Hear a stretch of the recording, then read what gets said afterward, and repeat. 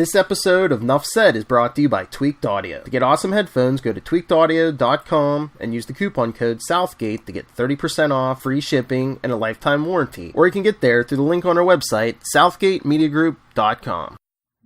Recording has started.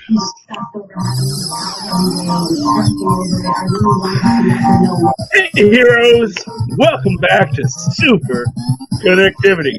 I'm your host, Charlie, the Professor Esser, and with me as always is the hero of the ages, the man whom Heracles himself says, "Can I have your autograph?"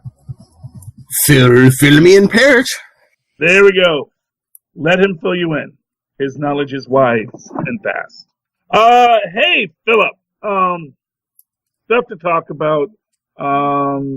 Lots of things out there. You know, Twitter got upset because Brie Larson pushed a truck. Did you hear this? No. Yeah, I get. She just thing like people today they do the strongman training thing, where they're flipping tires and all that kind of crazy stuff.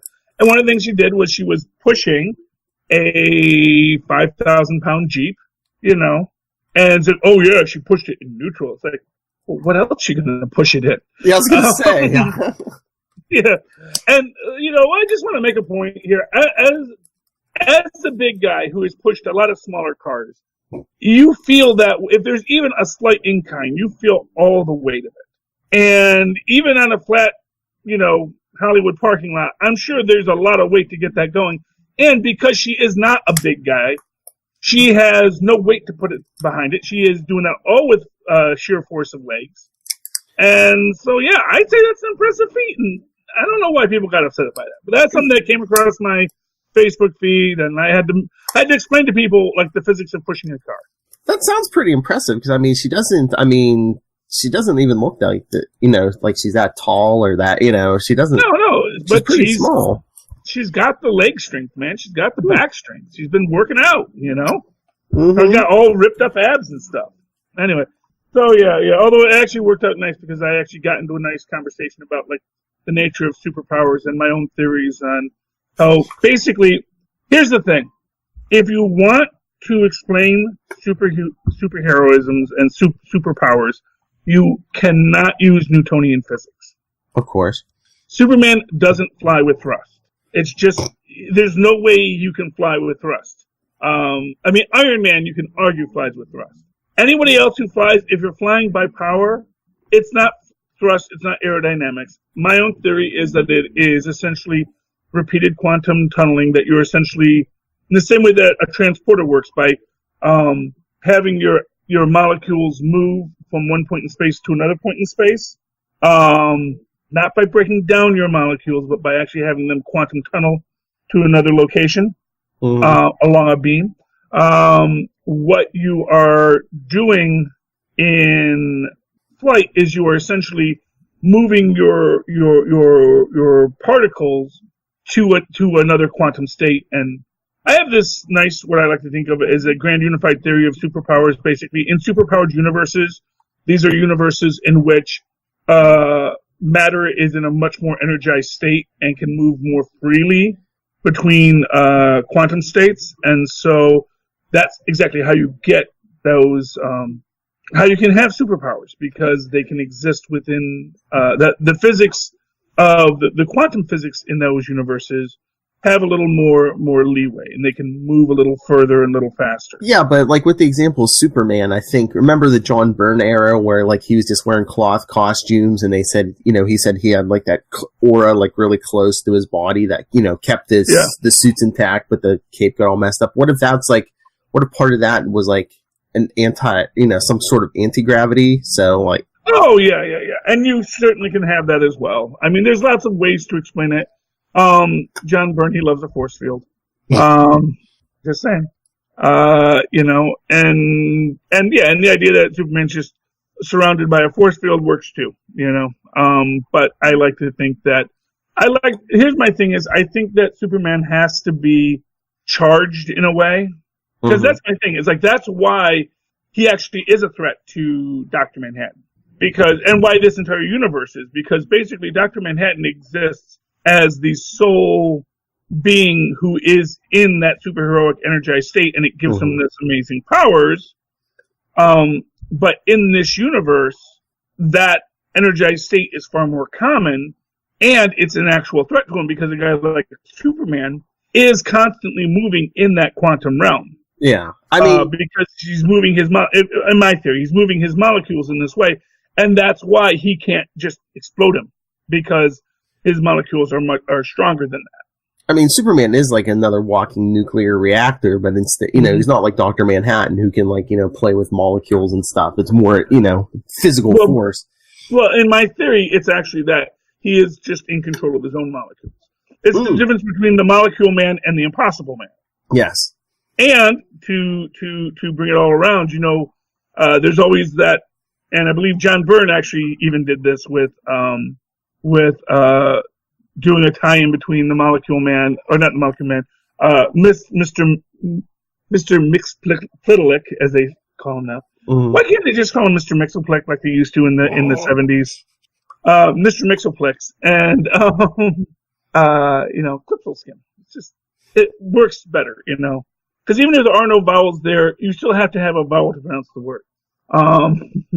But when you have a guy like the Molecule Man, like the Impossible Man, where all of his atoms are under his own control, that he can readjust himself in any way, having control of someone's atoms doesn't give you as much power because that person actually is in control of their own atoms. So it's an interesting question. It's your basic irresistible force meets an immovable object kind of concept. Yeah. Not to get too far off the beaten track, because I think Byrne might have been gone by then, but because 1990 and Superman 50, they kind of implied that Mxyzptlk and the Impossible Man were the same person, because he was messing with Superman, and then after his whole plan was done, they showed him blink back to this other universe, and they didn't show the Fantastic Four except parts of the blue uniforms or something. Yeah. And he's that was Byrne. I can't remember. He might have been gone. I can't remember if that was him or if he was gone from the books. But he pops as Mxyzptlk, and these mysterious blue-clad strangers were like, "Who's that?" He's like, "Oh wait, I forgot. This isn't my form in this dimension." And he kind of made. Then you just see our pop, and he looks like the Impossible Man. Yeah. Yes. I love that book too. But yeah, I thought that was a Byrne. It might not have been a Byrne. It might have been after Byrne. But as we were saying back over on Capes and Lunatics, these writers, they're all friends. They all read each other's books. They all read Marvel and DC growing up, Oh, yeah.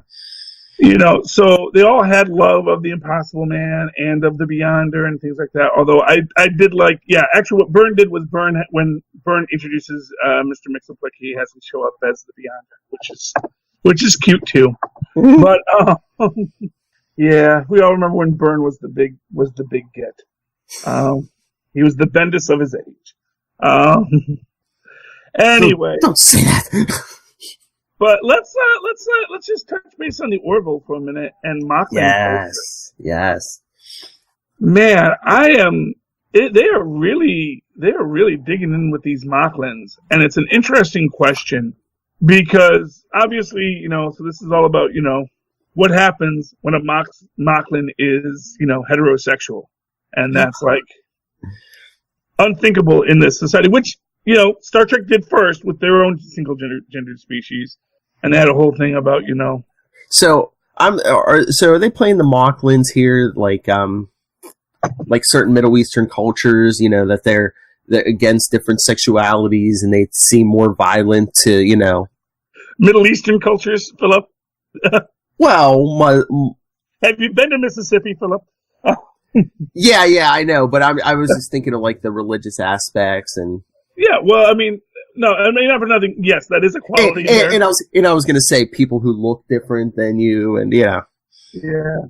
Well, I guess I'm still talking about Mississippi, but anyway. You've been to Mississippi. Yeah, I guess I'm still talking about. Anyway. I shouldn't be picking on Mississippi. Lots of places all over it. Yeah. But no. Well, here's the thing, and yes, you can read it that way. That it does. Basically, it is a great take on. One of the the things that I always like, that I really like about the show, is that it does take what are kind of one-off concepts from Star Trek and then just puts them on a ship. And of course, if you're a fan of Star Trek novels, you know that there are characters, like there's a ship captain, that, and this idea of what a horde is, there's no reason why.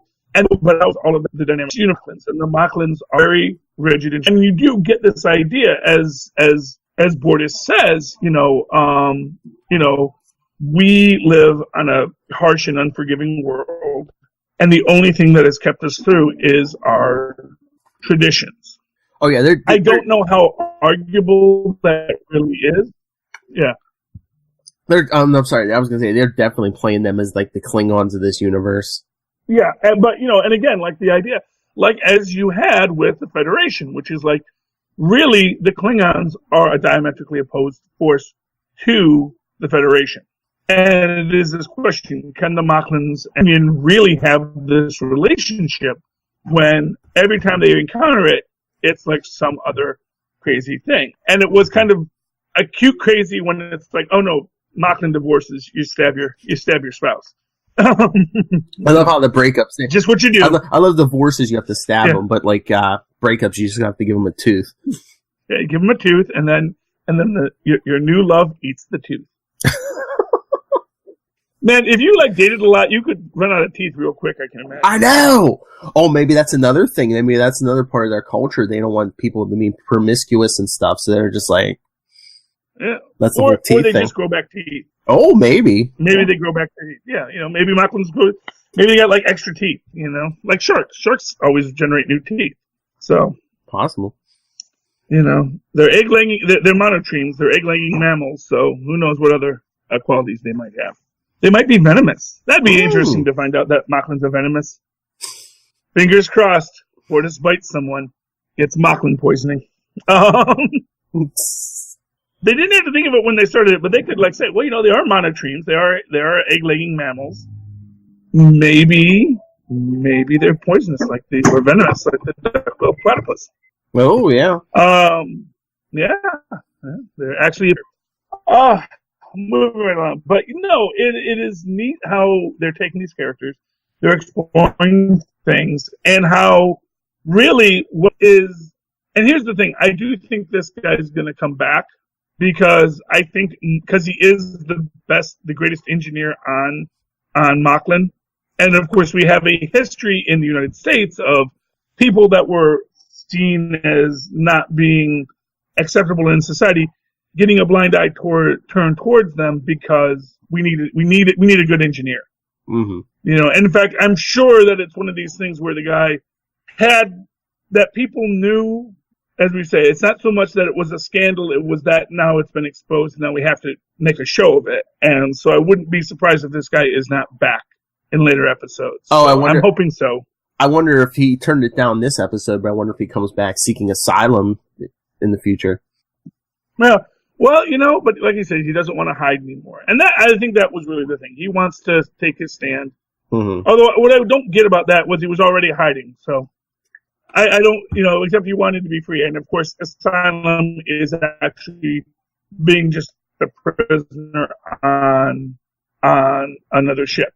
But a prisoner of the Union. Yeah, but be a prisoner on Mocklin. Yeah, but if they try to, sorry. Yeah, but didn't he say that it's possible they might try to kill him? So it's like, I think life's trapped on a ship might be better than death.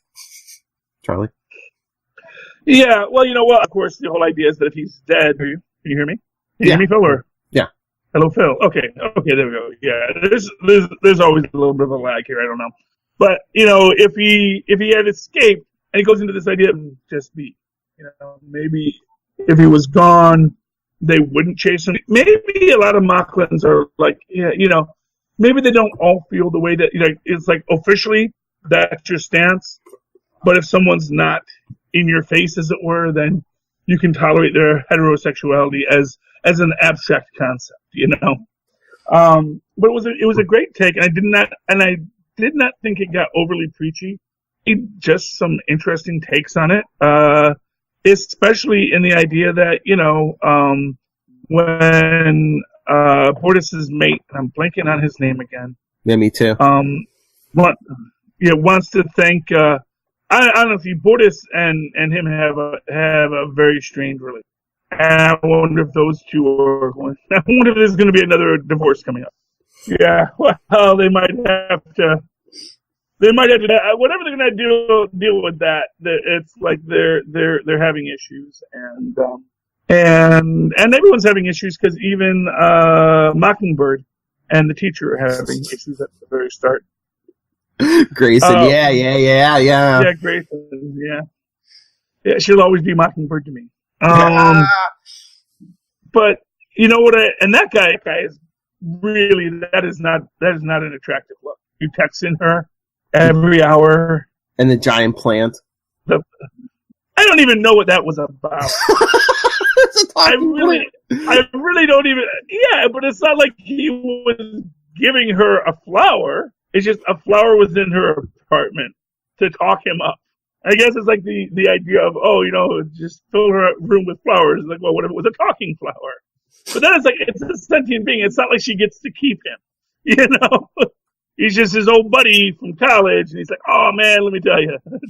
Also, it seemed like it was his weed dealer from college, too. It really seemed like this was like the guy you wanted, like, endorsing you. You know what I mean? A weed selling not weed. What makes it himself.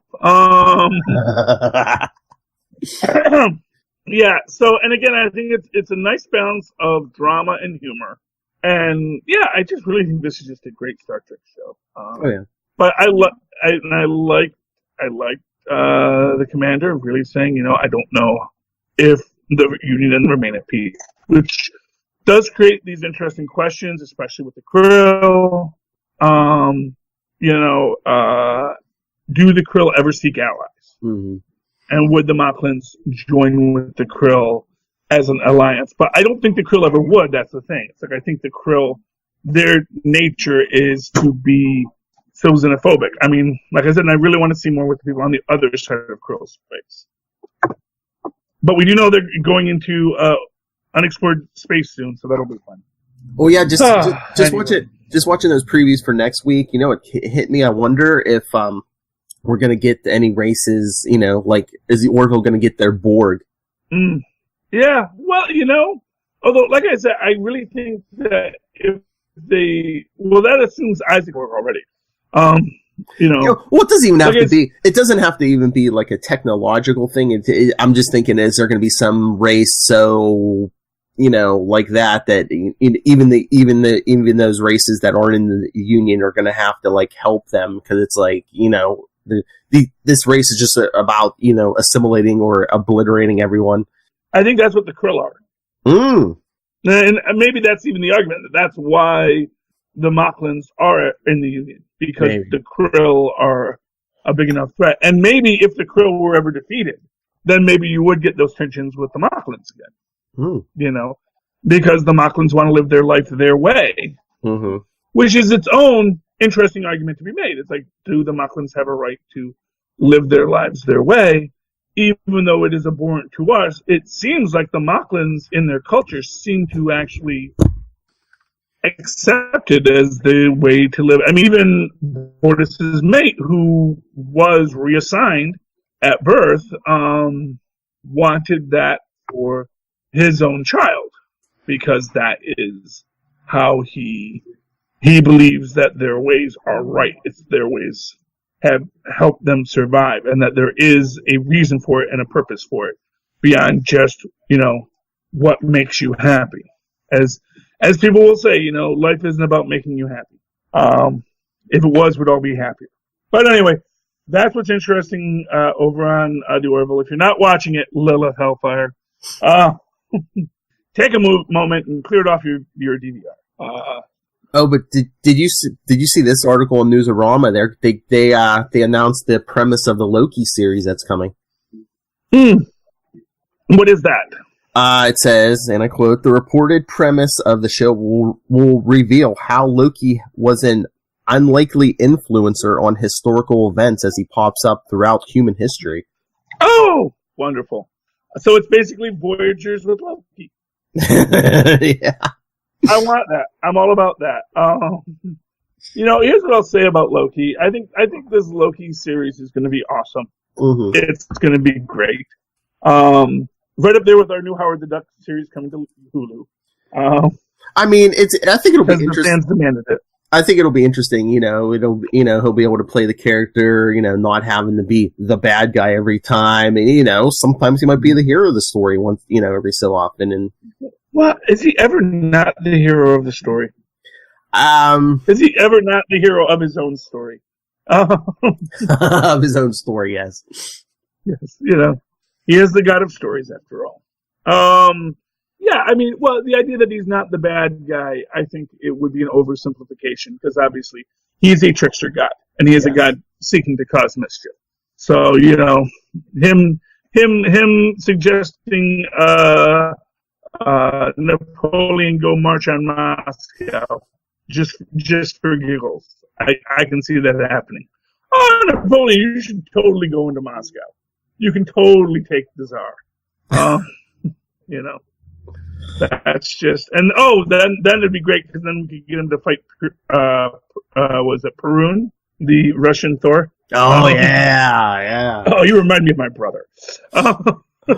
Oh man. Oh, so Loki's gonna be all Quantum Leap. You can see the delays going on there. Sure, I said Loki could be all Quantum Leap. Oh boy. Yeah. Yeah, I know. That's why I said, oh boy. Oh boy. Oh my. Loki traveling through time. Even Loki and Hinge time. And Loki perhaps meeting older Loki or even multiple types of Loki throughout cycles of Ragnarok. There's all sorts of interesting ways they can do it. They've done so much with the Loki character. I mean, we have lived in the golden age of Loki for the last, since that first Avengers film. And I think that, it's about time he got his own. It's about time he got his own series. But I think the Quantum Leap aspect sounds fun. So, fingers crossed it's not bad.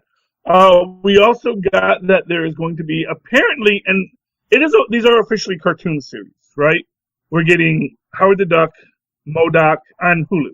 Yes. Patton Oswald is producing, is it Patton Oswald and Kevin Smith are doing MODOK, or is it Patton Oswald is doing MODOK and Kevin Smith is doing Howard the Duck? I thought I heard somewhere that was Kevin Smith doing Howard the Duck, I thought.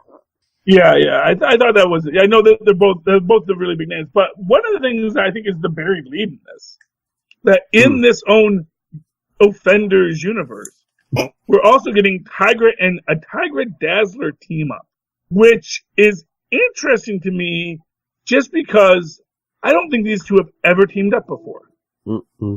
And I don't know why they're teaming up them now, unless someone was saying, remember when they did the Dazzler Beast storyline in the 80s? I wonder if this is basically said, well, we want to do Dazzler Beast, but, we actually want to, butt-kicking females. And said, well, who's the female that looks like the Beast? And said, well, Tigra. I said, okay, so let's do Tigra and Dazzler. I'm going to send them on adventures. Well, is that series going to be like their answer to the DC Universe's upcoming Harley Quinn animated series? Well, I don't know if it's an answer. It might be, I don't know. I mean, maybe. Well, competition, Yeah. I mean, it's, yes, because every TV show with women on it must be in competition. Well, I'm talking Marvel DC feud here, because half the time they're just like, oh yeah, you're going to do this. Well, we'll show you how to do it better, Yeah, well, or not so much. I mean, it's possible. I cannot imagine them having the same feel and vibe. Mm-hmm. I think Kylie Coco's Harley Quinn is going to be a very different Harley Quinn than the Dazzler we're going to get. Well, I shouldn't even say this shows their answer to the Harley Quinn thing. I wonder if all these series, the whole Offenders line is their answer to the Harley Quinn thing. It's like, oh yeah, you think you could do it one time? We'll outmatch you 4 times. Yeah, but only one of them's an actual villain. Only one of them is MODOK. Yeah. And MODOK, I think MODOK is such an interesting choice. Because, again, we've done so much with MODOK in recent years. So many different versions, yeah. Yeah, it's like, I love Brodok, man. Brodok was awesome. And MODOK in love with Maria Hill was great. And now we've got classic evil MODOK again. And here's all I got to say. I just pray that Patton Oswalt is doing the voice of MODOK. Oh, yeah. Because I cannot think of anyone better suited. Like, just when you say Patton Oswalt is associated with this MODOK, it's like, the fact that Jay Ward was the voice of Bullwinkle. It's imagine anyone else doing it. I think Jay Ward was the voice of Bullwinkle. I believe that's how that story went. But anyway, yeah, that is perfect. Patton, voice of MODOK. Honestly, Patton Oswalt should be the face of MODOK. Patton Oswalt should be MODOK. No, I'm just saying they should draw Patton Oswalt's face. Oh, I was going to say CGI. Face. I was going to say CGI, just take his head and stick it on whatever MODOK animation they have. Well, I do think it's animation, but they can just also make him look like, I'm saying they can draw him to look like Patton Oswalt.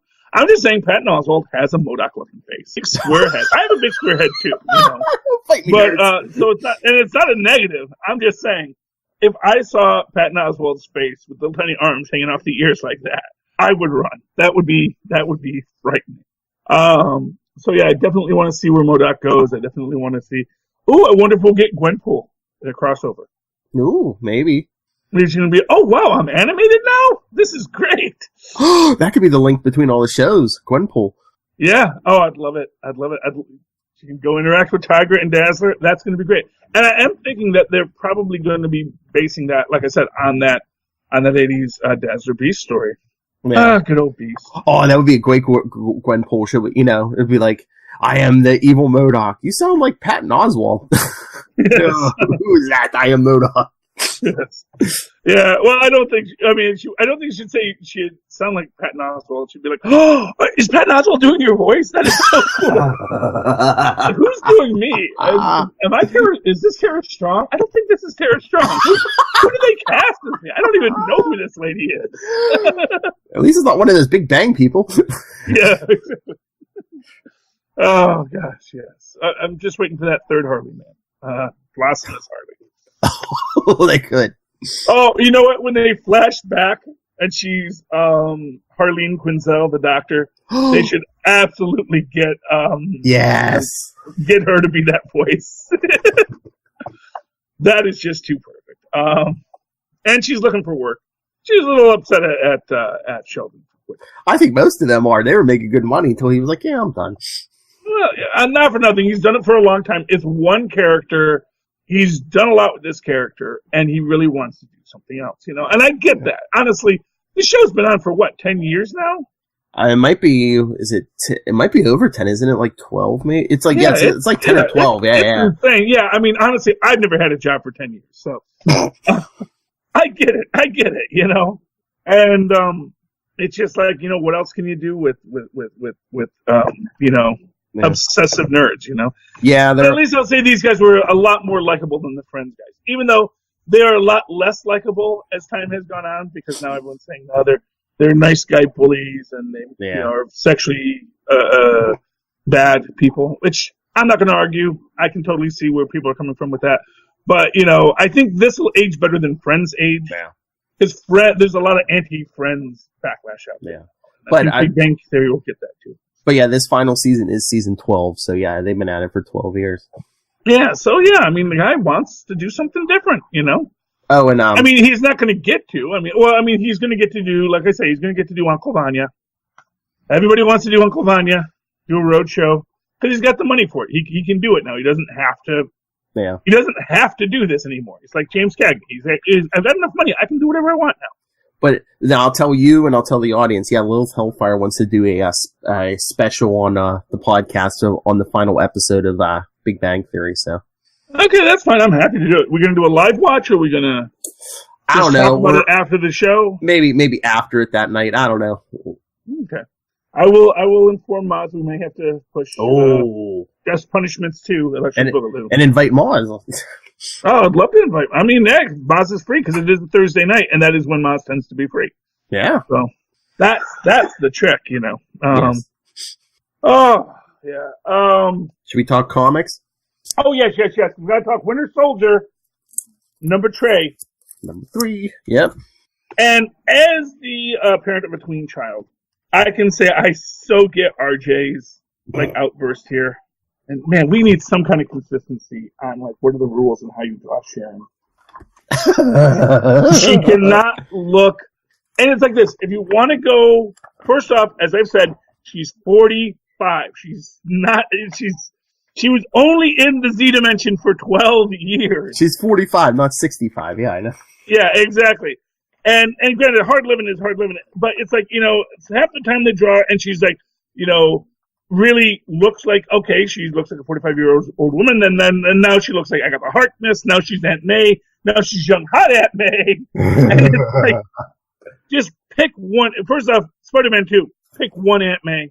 Actually, I think Spider-Man's fairly consistent across the books as to what iteration of Aunt May they're doing. But in all the cat books, no one knows quite what to do with Sharon. Yeah, I love Polka Dot Man. Oh, the Spot, yes. The Spot, yeah. He'll always be Polka Dot Man to me. Old Spider-Man villain, yep. Oh, yeah. You know what I love about him is his origin? Because he's actually a scientist. Oh, yeah, the Kingpin. Yeah, he was working for the Kingpin, yeah. He's one of the Kingpin's many scientists, they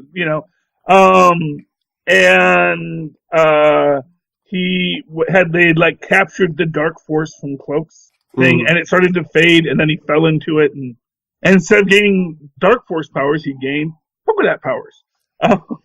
I mean, they played him as a joke for many years, but I mean, his powers, he's pretty powerful. He can open up these dimensional portals and... Yeah, well, he looks silly, but he is powerful, exactly. And what's most fascinating about him is that and especially this one, it's implying there actually is a Polka Dot universe. Because we've always known that there is a dark dimension. And I really wish they'd do more with the light dimension, because clearly Dagger's powers are coming from somewhere, so there has to be a light dimension as well. Mm-hmm. And then there is this middle ground called Polka Dot dimension, which is where our man Spot is hanging out. So you gotta love it's like, honestly, I was gonna pick it up anyway, but just the second I saw Spot, I said, I'm all over this. And the other character in there that you picked it up for, I'm sure. Doc Samson. Oh yes, Dr. Samson. Alive, no explanation.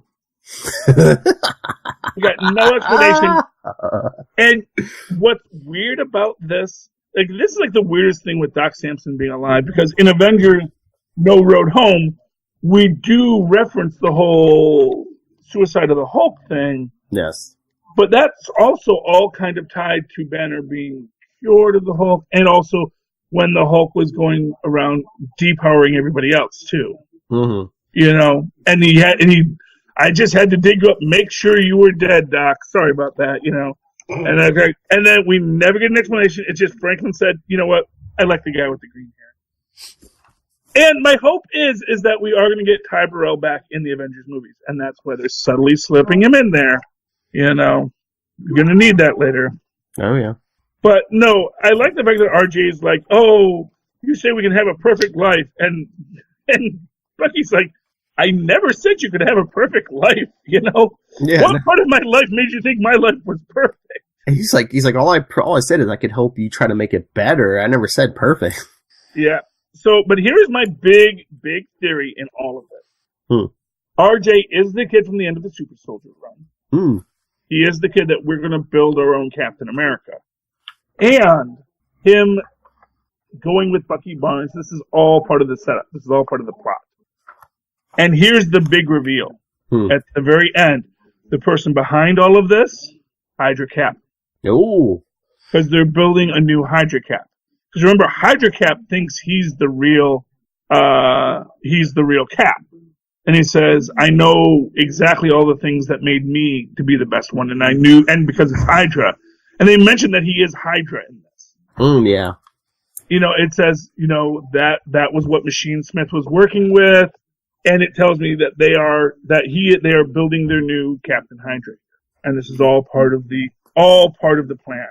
I'm just wondering if there's some connection with the initials RJ. RJ?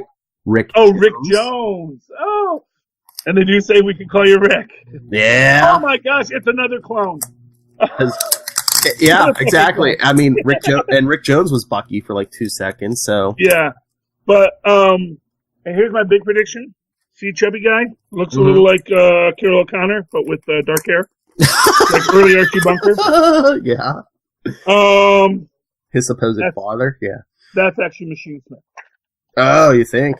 Big reveal. Well, I mean, it's definitely a LMD. I think it's the Machine Smith inside of it. Mm-hmm. So that's my big fan theory. What's yours, Philip? I told you. I wonder if it just has something to do with Rick Jones. You know, is it RJ a clone of Rick Jones, or? It could be. It could be, or whoever is the. You know my theory, man. All look exactly alike. True. Or I just wonder if Hydra Cap, he's like, hey, we killed Rick Jones. Might as well use his DNA. You know. Yeah. Or maybe this is just one more lost orphan of the Rick Jones line. Oh. And you're going to find out that actually they're all a time traveling Bucky. That later you're going to find out that it was all a time traveling Bucky Barnes. Yeah. Anyway. But you did mention Avengers No Road Home #1. Yeah, Avengers No Road Home. Really like this book. It is interesting. I get this vibe from this. Remember, when they did the Incredible Hercules series when the Hulk was dead for a little bit. Mm-hmm. And he has to fight the being of darkness. It's the original. It's like, and they sort of made it into like they started out with this Japanese god character, the god of darkness, but then it's like actually he's the older god. He's the god from before things. And I noticed this when you look because they give you like the next 3 issues. Yeah, that looks like Nightmare, doesn't it? Yeah. Nightmare of Mephisto. I mean, I think that's Nightmare. So I mean, it's tinged green. It does look like Nightmare. Yeah. It makes me wonder if one of the things we're going to be getting in this is that this Nightmare scenario with Nyx is literally that, a nightmare. Maybe. That this is the thing. It's like the Nightmare world is coming true and all these kind of things. Although maybe turning Avenger against Avenger because the cover for 4 looks like Hercules and the Vision fighting. Yeah. It's interesting, man. There's a lot going on here. I do love we get Hulk and Barton having a word. Because Hawkeye's talked to Banner before, but this is like the first face-to-face Hulk's had with Barton since he's been back. Yeah. And do you think that the fact that we got some giant man particles that's going to come up? I wonder, maybe. Yeah. I thought that the minute I thought, giant man particles, I'm like, is this going to come up in this story? It's going to come up in this story. Oh, giant man versus Hulk fight. There you go. Well, those are always fun. But you know what's weird in this? And maybe this goes to this idea about Nightmare Realms as well. Clint isn't in uniform when he goes into the portal. When they come out of the portal, he's got his bow. He's completely geared up. When did he have time? I don't know. They went straight from Hulk to... Well, no, I guess they pick up Hercules first. But, seriously, if you look at it, unless... basically, all he did was change his shirt and has a bow. And unless they stop to get it out. Yeah, but when he get it, did he, run out to his car? I don't know. That's what I'm saying. It's like, it just seems odd that... And actually, you see, when they go to Hercules, he's already geared up. He doesn't have his glasses on yet. So I guess he's in process. But really, because he just has that little box. I guess maybe the box they're giving him has his bow and some buddy arrows and some pin particles. But I don't know. I'm not quite sure on all of this. So I think there's definitely something more going on here. And we're not going to just take out Scarlet Witch that fast. Come on. No. Yeah, but you also see on the cover, Fractured Universe. Mm-hmm. And we all know that, Voyager uses something, her powers are some kind of weird mental thing. And it made me think, she is the Grandmaster's daughter, right? Yeah. What if she winds up in Avengers 4, Electric Boogaloo? Oh, maybe. Maybe that's the end game. Dun, dun, dun. Maybe she's been playing everyone, including the Grandmaster. Maybe she's been manipulating Thanos the whole time. Thanos, the Elders, yeah. Mm-hmm. Maybe she is the real Grandmaster. We'll have to see. Now, the Collector had a daughter too. Like of the Elders, I think those are the only two that we've ever heard have children. So I think, but I mean, they're so old. You would think they all would have children. Well, unless that was a they all need their obsessive distraction to stay alive. So maybe that would be too much of a distraction from their distraction. Mm-hmm. You have to be committed to perfecting something, unless you were perfecting making babies. No, I don't think so. Although it would be interesting if there was one who was like the parent. I am just the greatest raiser of children. But again, that's the kind of thing that would make it probably difficult to actually have children. Raising children and having children, two completely different skill sets. Yep. So that's why. But obviously they allowed themselves to be distracted once or twice, and they may have other kids. They may be like, but if they're like supposedly the last of their races, of the oldest races in the universe, Mm-hmm. You never know. You never know how they're breaking it up. It's the feast and famine. I was talking about. Yep. Yes. That is Dr. Teska. It is actually Samuel Edison. Is our early villain, who then Samuel Edison, J.B. Morgan, and then Anthony Carnegie is the philanthropic billionaire who funds Teska's research, and then him and here's what I say: the name of their Albert Einstein pastiche. They do it very different. He is I'm trying to see where they write his name.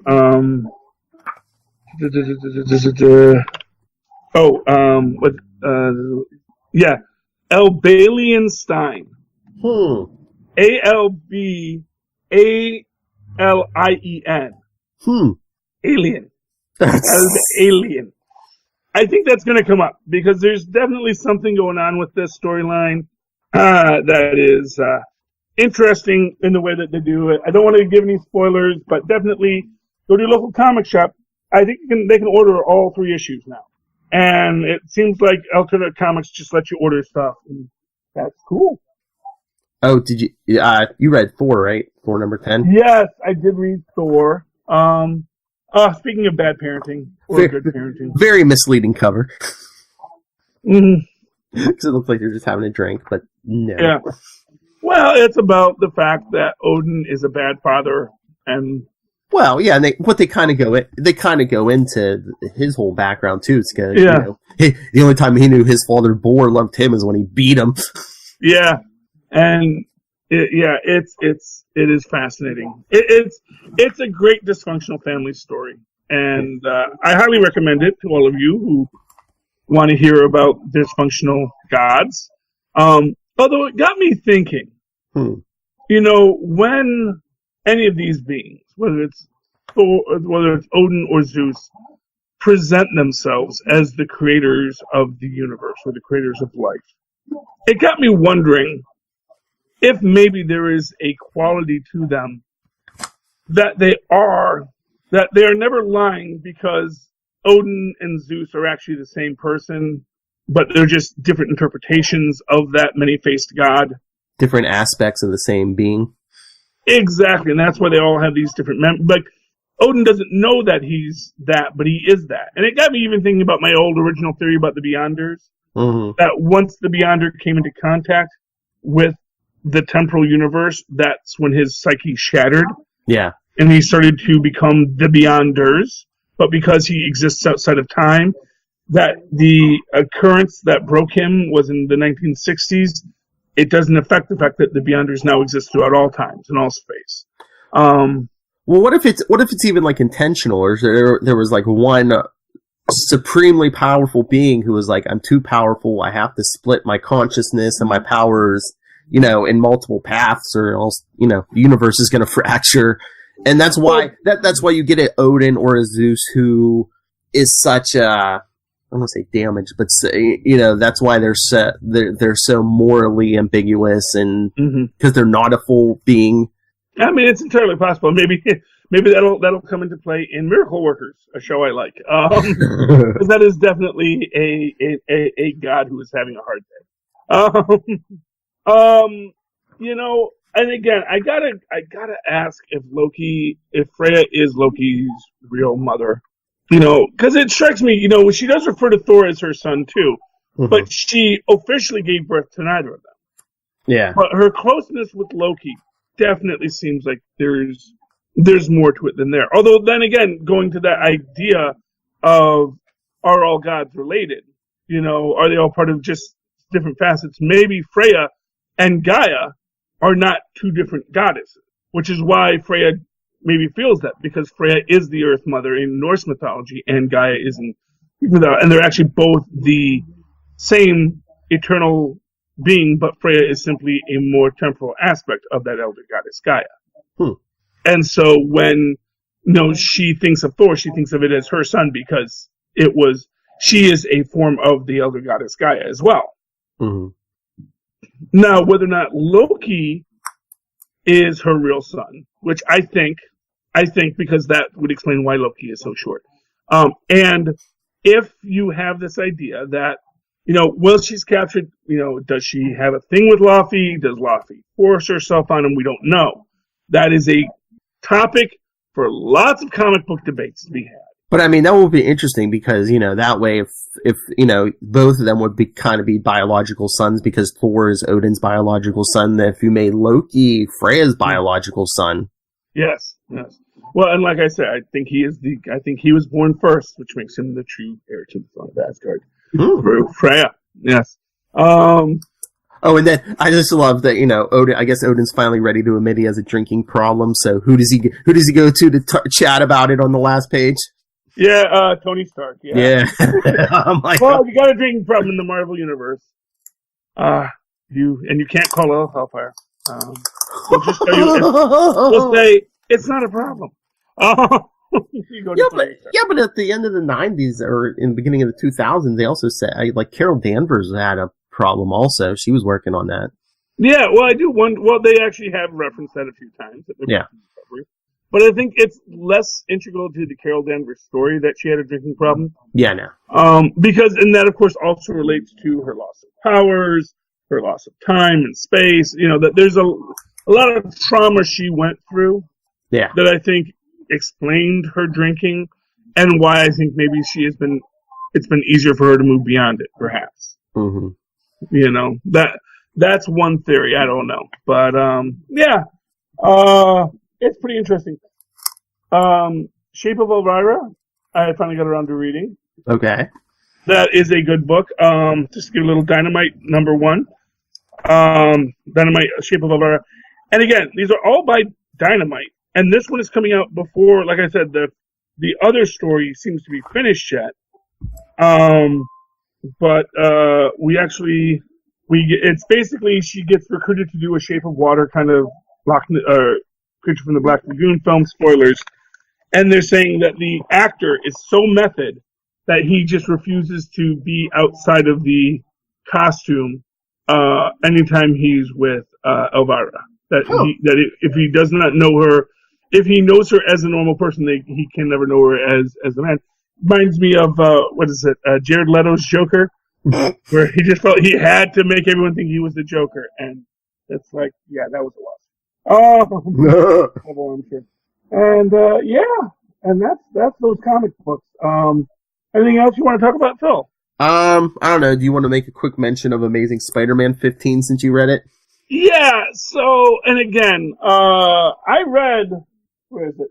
This was 14, where we get our Rhino team up, and then pretty much as soon as it ends, we get they blow up the restaurant, and then we just open in the aftermath, and it's like, Rhino's in a bubble, and restaurant's destroyed, and Spider-Man's just like, what now? So there was definitely some missing scenes in this that I did not appreciate. We see that Arcade and Kraven are doing something again with the rhinos and vultures and other animal themed. Well, yeah, that's the big Spider-Man crossover coming up. Hunted, I guess Kraven's hunting everyone now. Didn't he already do that? Wasn't that the plot of Kraven's Last Hunt that he was hunting? Well, he hunted Spider-Man in that one. I know he was hunting all the animal themed villains for a while. At some point he was. Yeah. So yeah, I don't know. I'm not quite sure where to go with Craven. They're trying to make Craven a big thing, you know. Really? Are they? I guess, because, I mean, he's with writing. He's like the center of this crossover coming up, so I'm assuming, you know. Yeah, I mean, I think Craven is a difficult sell to start, and just gets harder every time you try to sell him again. It's like, yeah, you know, yeah, it is odd. Well, it's like the whole Kazar thing from Avengers, like, you know, a few months back. It's like, you know, they're trying to make him like a, you know, they're trying to show how dangerous he is, but everyone he's hunting is super powered. It's like, okay, well, you know, I think he needs some kind of gimmick that, you know.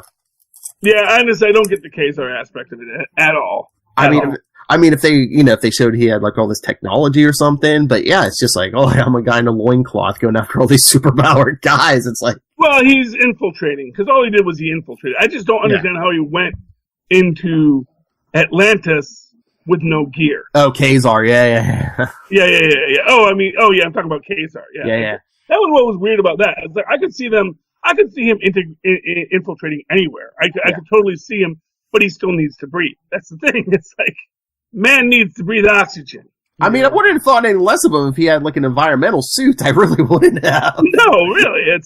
It's also weird because you also have, you know, we have had characters that have like had weird costumes that then the minute they like Shang-Chi, of course, upgraded his costume, and who's the teleporter? The Australian teleporter. I know this. Yeah, when you first see him, he's wearing a loincloth too, and then when he comes into the Avengers, like, no, I was doing stuff in the Outback at the time, so I was wearing a loincloth. Now I'm in Civilization. I wear, I think his name is Blink. No, it's not Blink. No, that's Blink the girl. That's the girl. Yeah, but yeah, he's a teleporter. So, but yeah, again, he started, when you first meet him, he's like all, you know, Outback Aboriginal, you know, comic book character. But then when you see him outside of that context, when they later bring him back, he is now, you know, wearing clothing because, you know, it probably isn't comfortable to just be wearing a loincloth in an environment that is temperature controlled for people wearing clothing. Yeah, I know. It's like I mean, like a loincloth is great if you're in the sweltering Outback or the heated jungles of the Savage Land. You know, at Stark Tower, it's like, you know, it's gonna get a little nipply in there. So, yeah, I'm not feeling Kazar. Though at this, and again. Oh God, Gateway. That's the guy. Gateway. Yes. Yeah, he's cool. I like the character. Yeah. But you know, when Conan comes to the 20th century. He only wears in the What If, he's only wearing the loincloth for like the first couple of scenes because he hasn't have other clothes. As soon as other clothes become available, in fact, actually in his first scene, after he gets captured by the cops, he's like, they dress him, you know, so they give him clothing. And, you know, he's not quite sure what to do with his shoes because they slip. They don't have enough grip. Is Conan going to be like the Luke Cage where he's going to wear modern clothes and they get like trashed every issue? Well, no, I mean, who knows? See, in this one, it's a time travel story, so he may still be there. But again, you're doing a time travel story, and only one of the characters is from a different time period as everyone else. It's like if they had like gotten like if it had been, you know, this guy and this. You know, some medieval character. I'm sure Marvel has some medieval character they could have pulled out of somewhere. And, you know, then the Two-Gun Kid, and then the Punisher. Then it like, okay, this makes sense. We're pulling them from all over time. But it's like, nope, we got this guy, and everybody else is like the last 20 years. You know? Doesn't make a lot of sense to me, but what are you going to do? Because apparently there were no great warriors between the Hyborian Age. And, like, I mean, you know, you could, like, pull in 1940s Cap. You could pull in 1950s Cap. You could pull in... There are heroes out there. You could... Sergeant Steele, you know, from... Got abducted by aliens and all that kind of stuff, you know. There are characters you could pull in here from more than just the last 20th century. Yeah.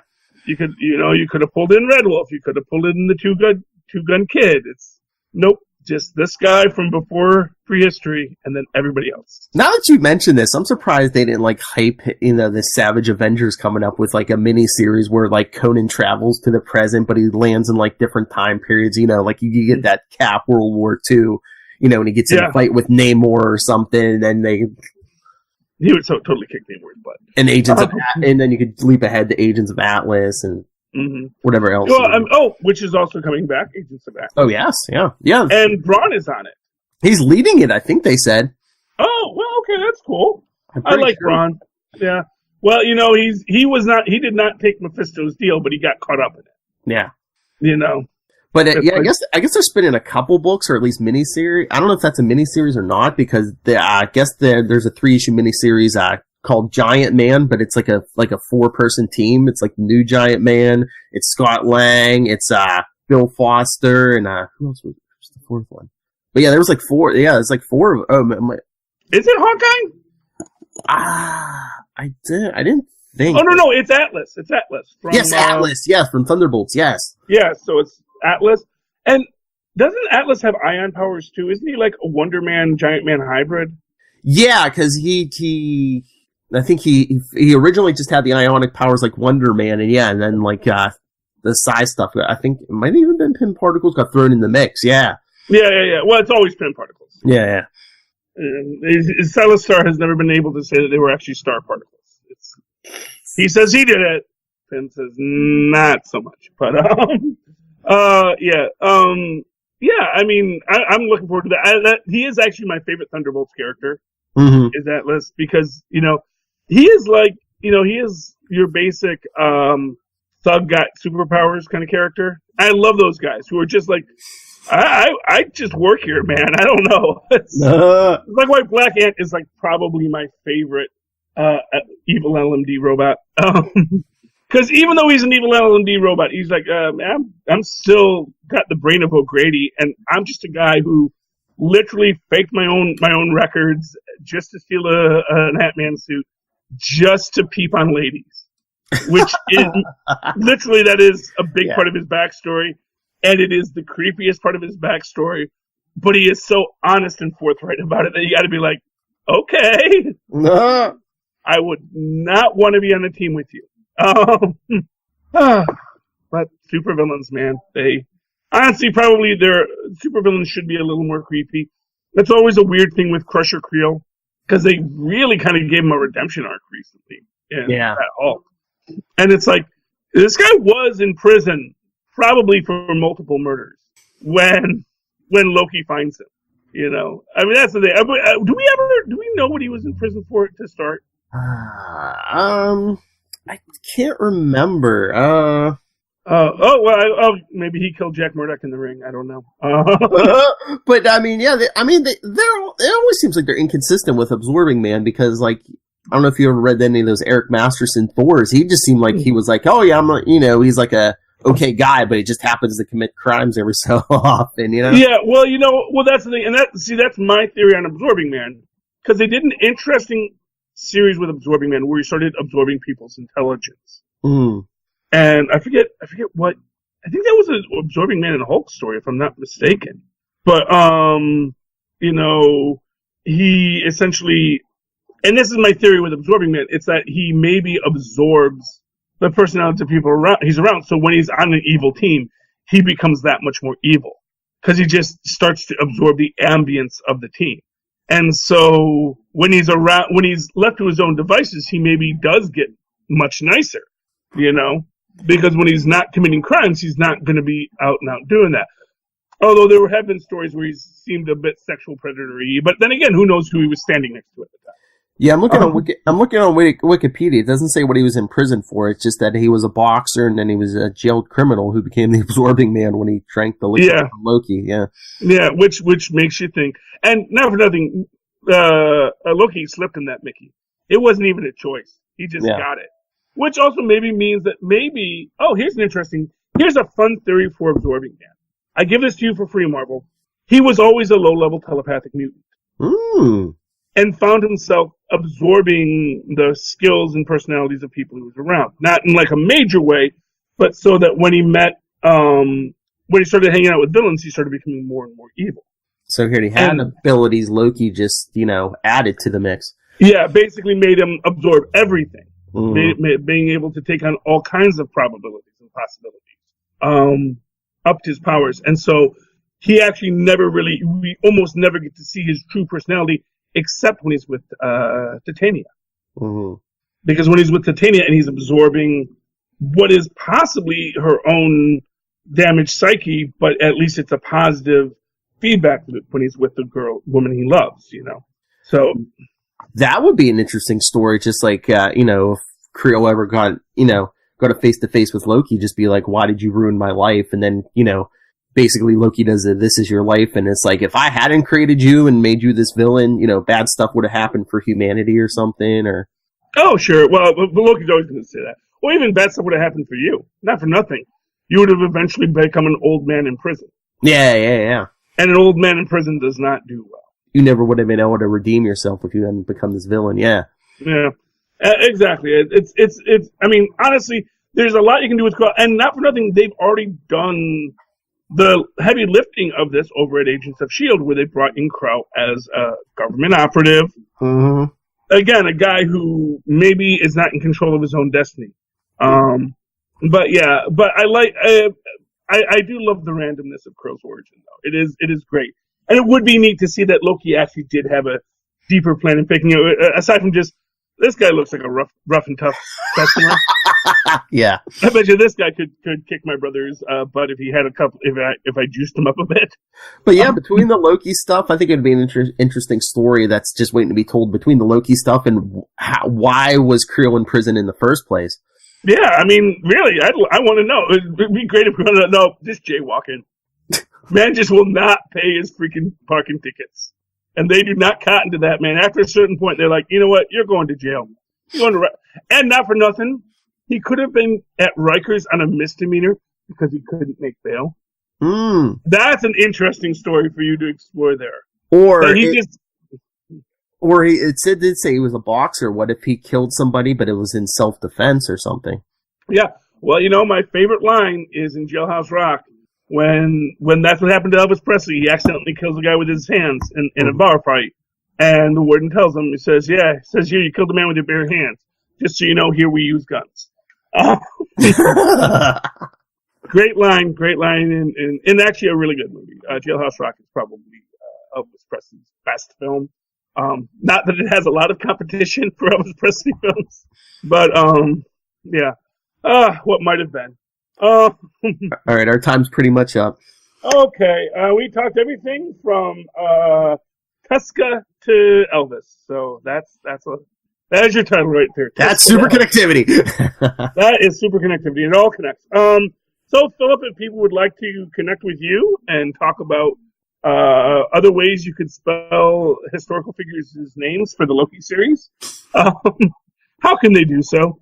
You can always get a hold of me, nightwingpdp@gmail.com. On Twitter, I am @nightwingpdp, and just check out Capes and Lunatics and Capes and Lunatics Sidekicks on YouTube, all the podcatcher services, and social media. Follow us everywhere.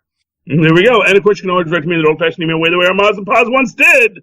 Back in the 80s, I guess. I was going to say back in the 60s, but they didn't have email in the 60s. It's like Loki used to. Sending his little love letters to Crusher Creel. There's a ship for you.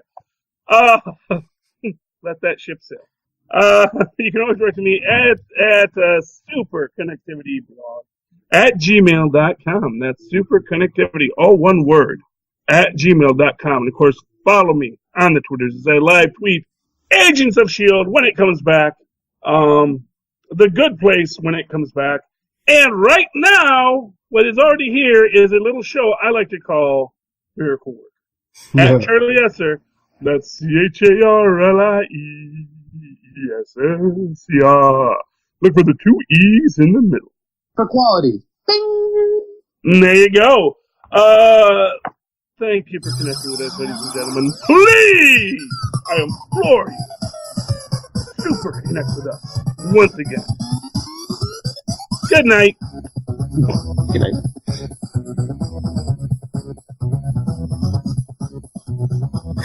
And now we dance. And now we dance, yeah. Oh. Oh, yeah. There's a lot of comic books out there, Phil. Oh, yeah. But I like to read them. They're good. And I do not know why the DC app does not let me, like, access it. Like, I don't know. It's difficult for me. It knows who you are. Yeah, something.